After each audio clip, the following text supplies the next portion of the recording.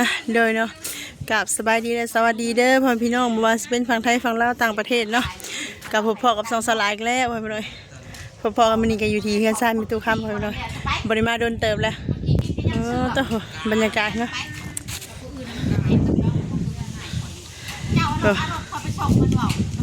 มาจ้ะ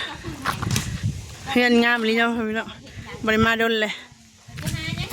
โอ้ยเว้ายังกันเด้เนาะสบายดียังกันนะฮะยังกันนะฮะยอแทงน้ำป้าตุ๊คือเขามาใกล้พอแทงกองเอาให้เพิ่นเบิ่งให้เห็นน้ำกันเลยเนาะว่ายังมีเจ้าปริญสีบ่ขอยยังว่าสีเด้อเพิ่นน้อยมาบ่ได้ให้ซุปให้เสียงอันนี้ฮะเอาดักซุ่มมาเด้บ่ได้พ้อกันโดนเลยโอ้ยเนาะมาแบบจี้เขาลงบ่ได้ไปอาบน้ำอยู่นี่เฮาก็เฮ็ดเวียกเฮ็ดงานบ่ได้อันนี้เลยอยู่โรงงานบ่เฮ็ดงานจะเฮ็ดหยังเนาะช่วงนี้ก็ถ่ายคลิปฮะแยกเล็กให้เขาเจ้าเอาอันนี้เขาพามาเองได้พ่อพี่น้องเอ้ยนี่ฮะลูกก่อนที่เราพาไผมาหาก่อนเนาะเอาสบายดีเด้อสบายดีเพิ่นบ่ได้ฮู้จักหยังเลยเพิ่นอันคือว่าแล่นจะพาไผมาพี่น้องเอ้ยบ้านแม่นใจเบิดมาฮอดกับมีคนแนะนำเพิ่นมาว่าให้มาสละว่าอันว่าให้มาหาสละมาขอความช่วยเหลือว่าสละเลยว่าอุ้ยไผเด้เนาะบ่มาหาสละนี่ขอความช่วยเหลือนี่สละก็คิดเห็นน้องพามีนั่นแหละก็พามาน้องพามีต่อตกใจเบิดว่าเอาคนมาหาว่าไผแบบพาผู้สาวมาให้วะพาผู้สาวมาให้อ่ะเอามาหาแบบไหนเลยอันเพิ่นอยากขอความช่วยเหลือแบบนี้นะพี่มานั่งนั่งกันพี่ก็ได้ป้าเจ้าก็สิให้ข่อยสภาพนี่บ่เอ้าดอกเจ้ากันเนาะมาแบบบ่ได้ตั้งโตเลยอันนี้ค่ะโอ้ยหลอดทางอยู่นี่กันนั่นแหละพามาหากะมาถามเฮาเนาะเฮาแบบบ่เป็นบ่ฮู้หยังนะอีกอย่างเฮาก็ FC บ่หลายคือทางน้องเพิ่นเฮาก็นึกถึงน้องเพิ่นก็เลยพามาหาทางน้องพามีให้น้องพามีคิดนำกันนั่นแหละว่าที่ซอยเหลือเพิ่นได้นะก็สิว่าแนวใดขอความช่วยเหลือแบบใดหั่นน่ะเจ้าขอความช่วยเหลือแบบเจ้าก็ต้องเว้าแล้วมีแต่คำปากคำเว้าแม่นคือเจ้ามาขอความช่วยเหลือนี่เรื่องยังแบบว่าอย่างไรที่ว่าซอยแบบใดเรื่องแนวใดหั่นนะซอยแบบรถล่างหั่นนะรถล่างพวกเฮียนะบ่มีรถขี่นะพี่น้องเห็นอะไรปานใดเซาล่ะก็ทางเฮาก็ต้องไปเบิ่งตัวจริงเนาะต้องอันนี้ต้องไปถ่ายทำให้พ่อแม่พี่น้องเบิ่งนำกันแบบถ้าว่าให้เฉพาะซอยเรื่องรถล่างวันเช้าก็ขน่อยก็เข้าไรนี้แล้วรถไฟใส่ขี่มานี่ค่ะรถพัวใหม่แล้วมันพัวใหม่มีพัวใหม่พัวเก่าพัวใหม่เดี๋ยวบ่ให้ขี่โดยแต่ขน่อยประเด็นคือบ่เอาใหม่เว้าเรื่องเล่าให้ฟังหน่อยดูมันเป็นมาแนวใดพิดกันนี่แหละกับพัวใหม่แต่เอารถของลูกคอยกับพัวเก่าเด้แต่ขน่อยเอาลูกไปโรงเรียนลูกให้ออกเรียนบ่ออกค่ะนะเรียนค่ะลูกเจ้าจักปีก็16 ปีนี่แหละประมาณนี้ปีโดย16 ปีเก่าจะได้ค่ะฮะพวกเก่าคอยกับผู้จักเลยเราเสียอะไรเนาะโอ้แสดงว่าอันคือลูกสาวเป็นไม่ห้างแล้วมาเอากับพัวผู้นี้แล้วได้ลูกมันจะคนกับพัวผู้นี้2แม่ลูกจะบ่นี่ค่ะแม่อัน2คนน่ะบ่แม่นเลยมานำกันแล้วบัดนี้หันเฮือนหันอยู่นำกันบ่กับลูกกับผัวหันเนาะโดยก็อยู่นำกันเลยคือว่าพัวใหม่เพิ่นบ่ให้ลูกขี่บัดเอาเจ้ากันยังเอาเราคนขี่เนาะขี่คือบอกว่าลูกแบบนี้แบบมาอยู่นี่แหละหน้าบูดหน้าไข่แบบกินข้าวกับแบบคือบ่พอใจบ่ห้องแบบยังนะคอยสังเกตเขาก็อ่านหูคือกันเขาก็เรียนคือกันธรรมดาลูกเด้อมาได้กินข้าวคันบอกจะบ่ขี่แม่นบอกบ่แหละถ้าเขาเฮ็ดให้ลูกจะคือบ่พาลูกอยู่มื้ออื่นซะคือบ่ป้าเราไปบนไม้ป้าสิไปอยู่ในไสบัดเพื่อนพ่อแม่ก็บ่มีขนาดก็ได้ไปอยู่ไสเจ้าสิไปอยู่ไสใส่สิเบิ่งลูกเจ้า2คนนี่บัดนี้ใส่สิเบิ่งเจ้ามีลูกกับผัวใหม่ค่ะ2คนบ่มีลูก2คนลูกเจ้าผู้นึงแม่นโอ้ผู้นี้เป็น3โดยปัดผู้ที่ว่าลูกติดแล้วหันผัดอายุ16 ปีเนาะบ่แม่นแล้วมักลูกจะบ่เราคือเครียดเขาโทษใครเอาเลยแล้วลักษณะขี้นะแต่เงินค่ำหันแล้วเสื่อมได้เสื่อมข่อยได้ก็เขาบอกจะเห็นอาชีพเจ้าค่ะเห็ดเนี่ยเผาทานพุจิรอลูกเผาป้านั่นไม่เก็บเล็กแล้วก็ไปได้เฮาเห็นเราเก็บเล็กคือกันแล้วพาลูกเราไปถือขอดแล้วบอกให้เฮาไปถ่ายบ่ถือขอดบ่เป็นยังเราบ่เฮ็ดดอกเราบ่เฮ็ดเชื่อข่อยนี่ ตอนนั้นลูกเราหากันได้2-3 เดือนเฮาเห็นแล้วพักไปเก็บเล็ก ราเฮ็ดแล้วใจดีบ่าวพอทองเฒ่าแต่เรา เราใจดี บ่เฒ่าบ่ เฒ่าแล้ว เฒ่าแล้วเฒ่าแล้ว ก็เฒ่าแล้ว คือเจ้านี่เจ้าสิกล้าว่าห้องวัดนะบ่าวบ่กล้าคือ บ่กล้าดอก เนาะ แล้วเฒ่าอีหลีได้ เฒ่าบ่ แก่แล้วอายุ65แล้ว60ปลายเลยนะประมาณ เราเฒ่าแล้วเฮาเห็นเราอยู่ กับว่าก็โทษเห็นผู้หญิงเลยแหละแบบอยากหันไม่ใช่นะแบบ เห็นผู้หญิงเลยอย่างนั้นเลย โอ้ยเนาะแสดงว่าอันให้บ่เอารถไปยันอันนั้นแหละเนาะอยากไปมีลูกสาวซ้ำ นั่นแหละเฮาก็จังบ่อยากกัน รถ ใน แล้ว รถล้าแต่ว่า แล้วบ่ให้เอาไป หาน้ำกันแต่บอกว่าแพ้เขาว่ารถหากับลูกกับเขา คือบอกง่ายๆนั่นน่ะ แม่เจ้าบ่ได้มีบ่จังเขามาอยู่นำเรา แม่ใหม่เข้ากับบ่มีบ่อนอยู่บ่อนเช่า นี่บ่น้องพะมีคือบอกง่ายๆว่า แม่ใหม่แม่แบบเราเลี้ยงคอยแต่น้อยๆแม่เขาตายปะแต่น้อยๆแต่แดง อืม คือเจ้านี่แล้วไปอยู่น้ำแม่ใหม่ก็ทำว่าแม่แท้แล้วเนาะแม่ใหม่จ้ะแบบนั้นนะ เราอยู่บ้านท่านนี่บ่ อยู่ในบ้านธาตุนี่แหละ เฮาก็เคยเห็นเจ้าเขามาแสดงว่าเวลาเจ้าเนี่ยก็เอาลูกมาป้าไว้ในนี้ แม่น แม่บรรทัดพ่อได้ค่ะ พ่อก็ฮะ พ่อจะว่าจังได๋ พ่อก็อยู่ในเมืองพุ พ่อจะอยู่ บ้านแท้ๆนะ ฮะ บ้านพ่อจะแท้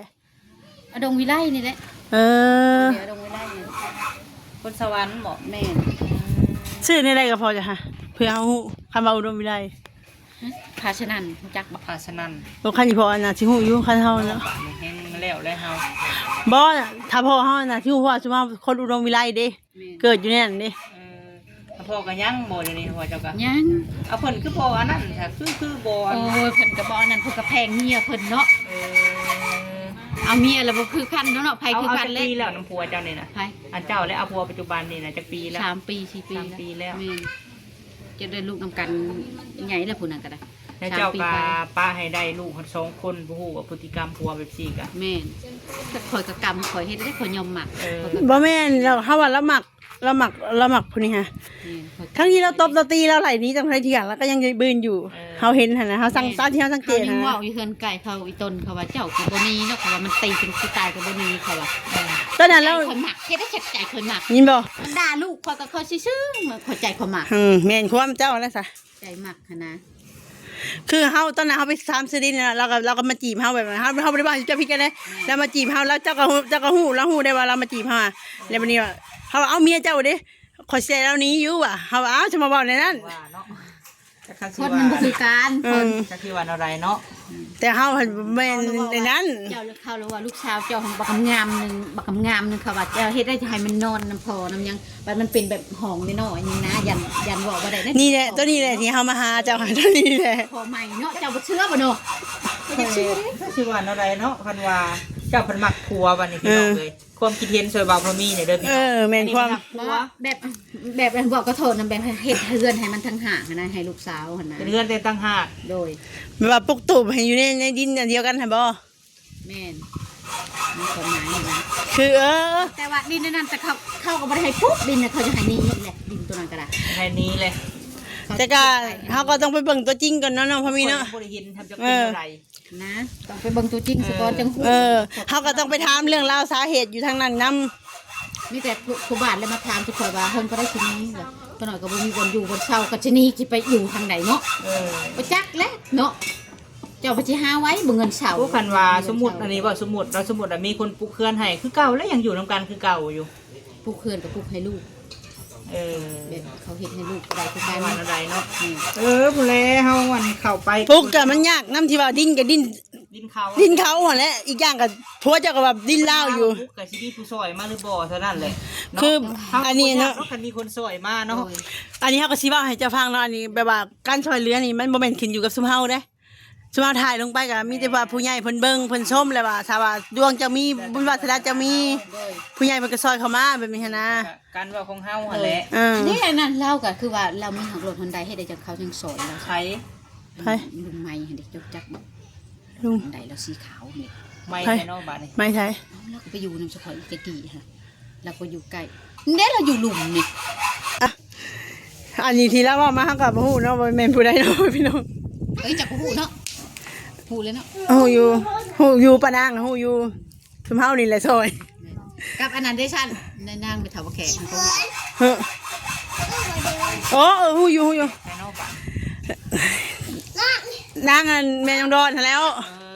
เอาบ่บ่ ชื่อบักดอนดอนหน่อยนั่นน่ะบอกเป็น เอาบัดนี้เฮาบ่เว้าเรื่องผู้อื่นเฮาเว้าเรื่องเฮานี่บัดนี้ มันต่อของเจ้าอีกเนาะ เอาเรื่องเจ้าให้รอดก่อนตอนนี้ งงอยู่ได้ตอนนี้ให้เจ้าพาว่ามาขอความช่วยเหลือนี่ เจ้าว่าเจ้างงเฮาก็งงแล้วขี่รถมาหาเฮาไปหาเฮาอยู่เฮือนแหละน้องทงบอกแอนโทรหาเฮาเด้เฮาก็เลยโอ้ยคิดบ่เฮาก็แบบมาหา มีอยู่บ่เคยเถียงเขาว่ามีอยู่บ่พวกเขามาซอยเรือนี่มันแต่มันบ่เห็นเด้ข่อยเว้าข่อยเถียงเขามันบ่เห็นนะว่าคันเขาเห็นอยู่ในทุกเขาลงค่ะแต่มันบ่แม่นความจริงบ่ข่อยว่าหั่นนะความหมายค่ะ คือความหมายหันการช่วยเหลือน่ะมีความจริงแต่ว่าคือแบบซี่แหละเนาะคือเฮาถ่ายก็คือไอ้ล่ะถ่ายแต่มันอันนั้นมันจักเมียงผู้ถ่ายนี่ก็ถ่ายแล้วบ่เรื่องว่าใดนี่ฮะ ถ่ายแล้วตอนนี้เขาถ่ายทางนี้ทางเจ้านี่ มันว่าเงินผู้ซอยเรือนะเอื้อย โดย มันเป็นเงินของงานผู้ใหญ่เพิ่นคือกับเฮานี่แหละ โดย คือกับเฮาเบิ่งสมมุติเนาะคือเฮาเบิ่งนี่มีคนถ่ายเจ้าและเพิ่นสงสารและเพิ่นฝากเงินมาซอยแต่เพิ่นก็ต้องเบิ่งว่าบุคคลผู้นี้น่ะเป็นตาซอยบ่หั่นนะแหละการกระทำเขาแบบใดหั่นนะแบบ ตอนนี้ก็ให้เบิ่งน้องพามีเด้อเพราะว่าทางลูกเพิ่นกินนมเด้ แทนบ่แม่นว่าคือเฮานี่ก็บ่ได้มีดอกเลยว่าสิเอาไปซอยเจ้าก็ได้เฮาก็เป็นคนคือเจ้าแบบซี่แหละ เฮาก็ถือซอยเรือคือกัน นะ นะ กันแต่ละมื้อหั่นนะเพียงแต่ว่าเฮาก็ตั้งหน้าผู้ใหญ่เพิ่นเป็นกระบอกเสียงให้ผู้ใหญ่แต่ว่าเฮาไปถ่ายน่ะบางคนเพิ่นก็บ่ได้ เลยไปถามสิเจ้าให้ บ่ ใจไปนะ เฮาก็อยากให้เจ้าเข้าใจนำบางทีเฮาไปถ่ายบางคนก็เฮาก็คิดว่าเขาถ่ายไปแล้วเงินเขาซอยเรือคือบ่เอามาให้อีหยังหั่นนะที่จริงฮะเฮาถ่ายไปเลยแล้วแต่เพิ่นผู้ใหญ่เพิ่นสิซอยเข้ามา แต่เพิ่นสมมุติว่าเพิ่นฝากมาเท่าใดเอาล้าน2ล้าน10 20ล้านเฮาก็ไปมอบให้เจ้าเพิ่นมันอิงตาม ถ้าว่าบ่เห็นจะมาเอาไปก็แสดงว่าบ่มีผู้ใดซอยเข้ามาแบบนี้หั่นนะแต่เจ้าเลยสิคือไม่เท่าที่เฮาแนะนำให้น้องพามียังพันไปบ่ไม่เท่ากับข้อนั่นนี่ ยังได้ เฮาเห็นแล้วอยู่แต่ว่าเฮาบ่กล้าถ่ายแล้วแหละเพราะว่ามื้อนั้นแล้วว่าเฮาถ่ายแล้วแหละแบบว่ามีคนซอยเข้ามาแล้วบ่เงินไปให้เราอีหยังนะความหมายฮะเฮาเลยบ่กล้าเพราะว่าบางทีเราถ่ายลงไปแล้วบ่มีใครซอยเข้ามาแล้วมันสิยากแบบนี้หั่นแหละเฮาก็อุกใจนั่นตัวนี้แหละบางคนเขาก็บ่เข้าใจคิดว่าถ่ายปุ๊บแล้วสิได้เงินปั๊บหั่นนั้นบ่แม่น แม่น คือเพิ่นต้องเบิ่งคือกันว่าว่าผู้นี้เป็นตาซอยบ่แม่นสิว่าถ่ายแล้วได้โลดถ่ายแล้วก็เพิ่นก็ต้องให้แบบว่าศึกษาเนาะ เรื่องนี้ก็ผัวเจ้านะ ยาม ยามเฮ้ยยามกับได้บ่หลายเงินเดือนหลัง2ซื้อข้าวกับลูกบ่หลายคนบ่พอกิน โอ้เนาะเอาลายแท้ลูกก็ได้ หลาน2ก็ซื้อข้าวชอบเท่าไดจะว่าเก่าแสนปลายเขาก็ได้มันไม่ได้พอกินได้แม่นบ่ ลูกเราน่ะ2ลูกเจ้าผู้หนึง แม่น แม่นเฮาก็ตอนแรกก็จักสิว่าได้แล้วเนาะบัดมาเฮาว่าอีต้นผู้ใหญ่นั่นแหละที่ว่าเป็นเพิ่นรู้เลี้ยงอะนะ ที่เขาเฮียนอยู่ แม่นเขาบอกว่าให้ออกของเรียนก็บ่ออก เป็น ออก เพิ่นเลยว่าออกแล้วมันสิจบแหละเพราะว่าปีหน้าก็จบเพราะว่า แม่นความเท่านั้นจ้ะว่า แม่น แม่นความอยู่แต่ว่าก็กระเทินเลยนะ เพราะว่าตัดมือก็เจ็บเพราะว่าแล้วบ่อยากออกบัดนี้แล้วก็ให้บ่อยากออกโรงเรียนฮะก็ยอม เฮียนอยู่ไสในตอนนี้ มันต้องวิไลนี่แหละ วันนี้เอารถ แบบมันเฮียน พอ ชาย ไป ตะยิบนะฮะ เอาประมาณรถประมาณไป แล้วบัดบ่ให้เอารถเราไปส่ง เออ ลูกเจ้าบ่สิเอารถคนไปส่งเป็นบ่ เอาเนาะ เงินข่อยหา ต้องแต่เอากันเจ้าก็บ่ได้ว่าเพราะว่าคอยมีลูกติดเจ้าหับได้ ก็ บ่ ว้าวก็เว้าเขาเว้าแต่ปากว่าสิสัญญากันกับในบ้าน บ่ได้ เขาก็ว่าบ่ได้เที่ยงกันเที่ยงค่ำนี่ ใช่ ว่า มันเปลี่ยนใจได้ซะมัน วันนี้เจ้าน่ะบ่กล้าเว้าเพราะเว้ายังกะ เนาะเนี่ยเราถูกตี แล้วตีได้ไปเรามองมาแล้วตีได้ เออ แล้วกินเหล้าบ่ กินเหล้าครับเราบ่สิกินได้ค่ะบอกว่าพืชเรา น้อง บ่กินได้ครับ น้องพามีก็คันหัวได้ ก็ผู้อื่นเราเฮ็ดแล้วล่ะเฮ็ดกับเมียหั่นผู้อื่นเราเว้ามวนอยู่แล้วให้ยังมาให้ถ่ายมันอยากซอยปลาซอยแล้วก็เว้าคันสิบ่ว่าเฮ็ดให้เราแล้วว่าเฮือนลูกเฮือนข่อยได้นี่แล้วก็บอกไปนั้นเด้ก็สมมุติว่าบ่ให้ออกสื่อคุณลูกข่อยหั่นนะแบบความหมายหั่นนะ ไปเฮ็ดอยู่ดินเราก็คือเก่าแล้วเราก็ว่าเฮือนเราคือเก่าแล้วเนาะเดี๋ยวเฮาก็จังว่าก็จะตัวนี้เฮาก็ยังบ่ทันเฮาต้องไปทำไปเบิ่งตัวจริงอะเนาะน้องพามีเนาะก็ท่านว่าเฮาสิเว้าก่อนมันก็บ่ได้หั่นนะเฮาก็นึกถึงน้องพามีแล้วน้องพามีพาเป็นท่าน้องพามีไปถ่ายทำเบิ่งแล้วแต่ว่าอันนี้ก็สุดแล้วแต่ผู้ใหญ่แล้วก็ดวงวาสนาเจ้า พุ่นแลคันเฮาวางทางนี้ก่อนเนาะสิไป โดย อย่าได้ถึงไม่ค้อนล่านี่เฮา แล่นออกบ่ทันเลยเนาะ หับประกันโลดเราบ่เฮ็ดกับผู้อื่นค่ะแต่ว่าเรายังให้คือข่อยเอารถนี่ไปนี่แล้วถามรถจะมาแต่ใช้จะไปหับลูกจะบ่หรือบอกไปนั่นได้ อันนี้ก็คือเรื่องจริงนี่บ่ เขาบอกลูกข่อยคันเจ้าสิไปเลยย่างโอ้บ่ไหวแล้วมันว่าแดดไก่บ่ไก่มันบอกไปนั่นได้ลูก ย่างเพิ่นจะบ่อยากเขาลัดข่มขืนทางป่าบ่ ปัดผู้หญิงปัด มันเป็นผู้หญิงความหมายหั่นนะข่อยเลยอีต้นลูก สิให้ย่างลัดไปทางไปยังเอาเฮียมาคอเด้ทางอันนั้นเด้ลัดตาไปอันเด้ บัดมันอันตรายเนาะผู้หญิงมันบอกว่าคือผู้ชายเด้อเนาะ ย่างไป ลู ว่ะ กจะเฮ็ดอะไรบัดนี้ล่ะหาเอารถไปเดี๋ยวนี้มันถามเลยเด้จะมาเอาลูกจะบอกมันบอกเป็นเขาก็เลยประกาศตอบบ่มาแต่ ถ้าสมมุติว่าให้ป้ากันเจ้าสิป้าได้บ่ ป้า เอาเพื่อลูกอะดิค่ะ บัดนี้ป้าบ่ได้เพื่อนลูกข่อยนี่ได้ฉันสมองไผสิเลี้ยงอันนี้บัดมันคือเห็นว่าเด็กน้อย2คนนี่มันก็แพงอยู่ บอกว่าเจ้ากับ2 มือเขาก็ยังมี2 มือเขาเลี้ยงลูกเลี้ยงพ่อเลี้ยงแม่ผู้หาไปจะมี บัดบ่มีแนวหาบัดนี้ไผสิไปเอาจากไปเหตุการณ์ไผสิไปเอาลูกเจ้าน้อยๆไผสิเอาให้ เอาฝากน้ำแม่เจ้านี่ บัดนี้คือเล่าน่ะย่อมให้กลัวเว้าลูกก็หมายเฮาก็บ่จักคาสิว่าเอ้ย บัดลูกเจ้าบ่แพงบ่ซะลูกเจ้าบ่ บัดนี้แม่เขาสิเอาว่าลูกแม่น่ะเขาสิ เอาเจ้าไปเวียกจะเอาเงินให้เราเงินเดือนเนาะ ไปเวลาจะเว้ากันเว้าอะไรก็ได้ เอาจังได๋ก็เฮาก็ อันนั้นอีกเราสิหาจะอีกได้จังหน่อยนี่ จังได๋ก็พิจารณาสิเฮาก็สิพิจารณาเบิ่ง เจ้าน่ะลืมเลย แต่บ่ทันบอกชื่อดีสอนนาลี สอนนาลี โดย ชื่อม่วนแท้สอนนาลี นาลีปัวได้ค่ะ สมสะอาด สมสะอาด แม่น สาวสอนนาลีกับบ่าวสมสะอาด อันนี้ครับ ป้าผัวบ่ได้เฮาก็ค้าแล้วเนาะ อันนี้นางคำสีสะอาดอันนี้ นั่น ไก่ คำ ฟ ซี อง ซีสะอาด แม่น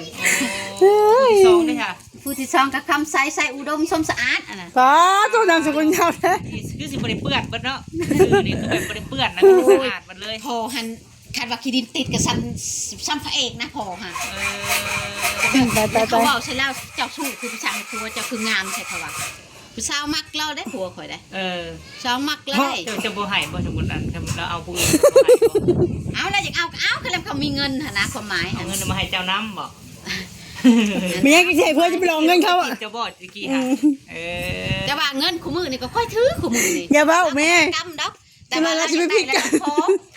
แต่ว่าเราอยากกินทีละหนึ่งเวลาล่างหั่นนะ เขาเอาหยอกซื่อๆแล้วเลิกตีมันโอ้ยจะไปเอาใส่ไปเลยไปพิษกันยอดเลย เจ้าก็นอนระบบปะเนาะเป็นว่าก็ได้ บอเราเขาจะพิษไปพิษกันหน่อยนะ เช้านั้นได้เราคนมีเรามาเอาขนมให้ลูกข่อยเราอีตนเราแบบครัวเจ้างามนางเรางามเนาะเราอะ โดย เราบอกไม่นั่นได้ ตัวเขาบอกมันเขาว่าจะลงไรในความงามเราไปยักษ์ซะ มีส่วนเลยเนาะเฉลี่ยที่ไปหมักว่าว เอา ขยมหมักได้สัตว์ของขยมหมัก จะได้แกพิจารณาเหมือนกันทุกคนพี่น้องเขาก็ไปจังได้สว่าคาราปาผัวบ่ได้จักสิซอยในไรสิซอยลูกเล่ากันคือเก่าแหละจังหน่อยเพราะว่าผัวก็ว่าของผัวอีกเพราะว่าเขาก็ไปบุเป็นเลยคำนี้ เสาแหล่เลยแนะนำผู้จักว่าเสาแหล่ เละแซ่บ เฉลยแม่น้องนิ้งแล้ว อันนั้นเขามาซอยเรือแล้วเขาสูบดินให้เราเฮือนเราลังบอกใหญ่3 หง บซิมบ่ แม่ เละยัง บ้านนี้ลูกสาวคนเราไปถ่ายเอาเขาว่าลูกจะไปถ่ายยังก็เห็นเฮือนเราคืองามแท้ว่าเราไปพุ่นซิมได้ไปกับหมู่มันก็ถ่าย น้ เอา อง ได้ นิ้งแม่น้องนิ้งสีใครมึงมีอยู่นะห้องเลยเนี่ย บ้านนี้อันนั้นตะกี้เราก็บ่มีดินมีดอนแล้วเขาจนเขาซื้อดินเขาซื้อยังได้เราก็ได้บัตรพุ่นซิมมาดิมีแล้วว่าเราก็ได้มีแล้วว่าเราเขาซื้อดินซื้อดอนให้เราว่า เขาซื้อให้แล้ว เราแนะนำค่อยจังมานี่ได้หั่นฉันเราบ่แนะนำเขาก็บ่มาหา แนะนำมา ในทำมหาสละผัดบริมียังใช่ไหมสละอ่ะ แก้ไขให้เจ้าได้ว่าหนะความหมายหั่น เขาใครว่าเขาพาไปหาผู้นั้นผู้นี้ไปมาให้เขาเสนอให้ได้อยู่สำหรับเขาเองก็ได้ถ่ายแบบนี้แหละ เขียนไปปัดเขียนบ่เป็นเขาซับกับเบิดแบกของลูกสาวได้อยู่ในกระเป๋าหั่นมันลงในทุบเนี่ยเขาบอกว่าจังชื่อหั่นเตียงคำบอกประชันคนบ้านโคกประวายนี่แหละแต่ เป็น ว่า ทอง แม่นเสียงทองหั่นแหละบ่าวเวียงทองหั่นแหละ ชื่ ชื่ อ อ เราไปผุ่นน้ำ บอใจพ่อผมมีมัน ลงในโทรศัพท์แต่ว่าเห็นแต่รูปเลยเพิ่นบอกว่าให้เช็คจนอาหารคันผู้ใด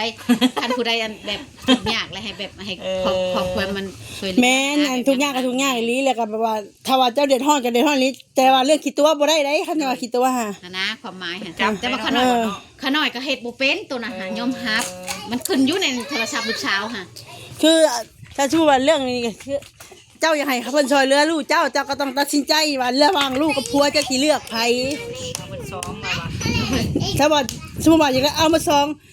สมมุติว่าเราคิดบ่ดีบ่ให้กับลูกเจ้าได้ซะ แล้วก็บ่หายดอก บ่แม่นไปพามาน้องพามีกับมันแห้งเลยเนาะ เพิ่นว่าเราต่อเด้อ บ่เฮาก็สิไปเคือนมีแต่ให้เรามาถ่ายอยู่เฮือนนั่นแหละเมื่อเฮือนก่อนก็ได้ บุญแรกพูดเขาว่างนี่ก็ เจ้าฮู้บอกความหมายที่เฮาคิดว่าบ่ดีบ่ให้หมายถึงหยังเฮาคิดว่าพ่อหน้ากับลูกเลี้ยง โดย คือลูกสาวจักก็ใหญ่แล้วอายุ16 ปีแล้วหั่นนะ หัก ย่าน ตาเฮาก็มีความคิดย่านเองเฮานะทั้งที่แล้วบ่คิดเฮาก็ต้องย่าน พอแท้ก็ยังมีแล้วเดี๋ยวนี้หั่นมีแล้วเขาลงในเพจเขาว่าพาในบ้านคนบ้านอันนี้ บ้านยางอันนี้ นั่นแหละเจ้าก็ต้องคิด พ ใจ อแท้ได้เขายังคือพากับพอแท้นะคือเบิ้ง ที่ว่ากับพอแท้ๆนี่ พอแท้นี่แหละ นั่นแหละเขาบอกว่าเขาเรื่องแบบนี้ให้เนาะเป็นพวกเขาใครบอกไผเจ้าต้องตัดสินใจให้ดีๆเอาจังได๋ก็ผู้แลเมื่อเฮือนเจ้าผู้แลก่อน เจ้าบัดนี้ ไปขอบใจ เอาสบายดีสบายดีเด้อน้องพามีสบายดีซะแล้วโอ้ยดีใจนำเด้อได้หัวหันแหละ